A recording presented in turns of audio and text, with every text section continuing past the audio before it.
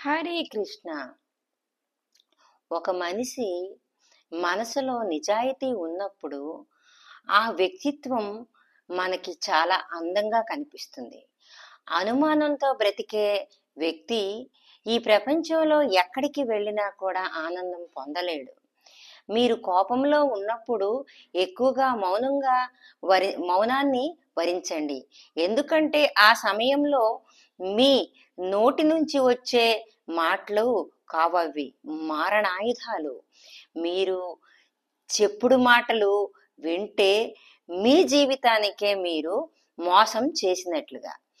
ఏ వ్యక్తికైనా సంస్కారం అనేది పుస్తకాల్లో రాదు. తల్లిదండ్రుల పెంపకాన్ని బట్టి, గురువుల బోధనలు బట్టి, అక్కడ ఉన్న సంఘం యొక్క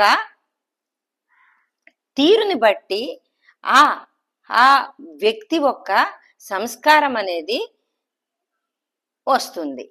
అర్థం చేసుకొని బంధం ఎన్ని ఐశ్వర్యాలు ఉన్నా అది సున్నాతో సమానమే, విలువ లేదు. ఎలా అంటే ఆ బంధం స్నేహ బంధం అవని, రక్త బంధం అవని, కాకపోతే భర్త అవని, భార్య బంధం అవని, ఏ బంధం అవని అంతే. మనకి పుస్తకాలు జ్ఞానాన్ని ఇస్తాయి. ఆ జ్ఞానాన్ని ఎలా వాడుకోవాలా అనేది మన ఆలోచనలు బట్టి ఉంటుంది. మీ గుండె ధైర్యం ఇంత దృఢంగా ఉండాలి కదా. మీకు వచ్చిన ఎటువంటి బాధకమని భయం వేయాలి మన ఒక్క గుండె ధైర్యాన్ని చూసి. అయితే వ్యక్తిత్వం నుండి వచ్చే మాట మానవత్వం.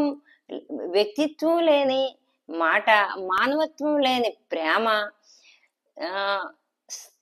స్థిరత్వం లేని నిర్ణయాలు ఇచ్చే మనుషుల్ని ఎప్పుడు కూడా నమ్మవద్దు. మనం ఎన్నో జీవితాల్లో చూస్తుంటాము, చేస్తుంటాము. ఇంకొకటి ఏంటి, అందరికీ వాళ్ళు ఉదాహరణ అని చెప్పిన బదులుగా మనమే ఒక ఉదాహరణ అవడం చాలా కష్టం. కానీ ఒకళ్ళు ఉదాహరణ అని చెప్పడం చాలా ఈజీ, చాలా సులభం. మనమే దానికి ఉదాహరణ అని చెప్పడం, మనమే దానికి ఉదాహరణ అని సంఘంలో అంటే ఒక ప్రతీకగా ఉండడం అనేది చాలా కష్టం. అయితే జ్ఞానం అనేది సంపాదిస్తే వచ్చేది కాదు. చూడండి, జ్ఞానం అనేది మనం సంపాదిస్తే వచ్చేది కాదు. హరే కృష్ణ. మనలోన ఉన్న జ్ఞానాన్ని తొలగిస్తే అప్పుడు మనం జ్ఞానాన్ని పొందగలం. నువ్వు ఎప్పుడు వచ్చావో ఖాళీ చేతులతోనే వచ్చావు, ఎప్పుడు వెళ్ళిపోతావో ఖాళీ చేతులతోనే వెళ్ళిపోతావు. మరి నీకెందుకీ ఆరాటం,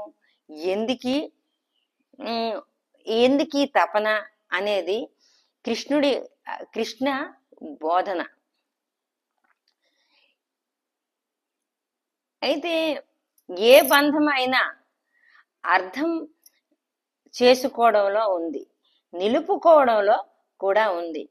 అర్థం చేసుకున్న వ్యక్తి ఎదురుగా నువ్వు మౌనంగా ఉన్నా అర్థం చేసుకుంటారు.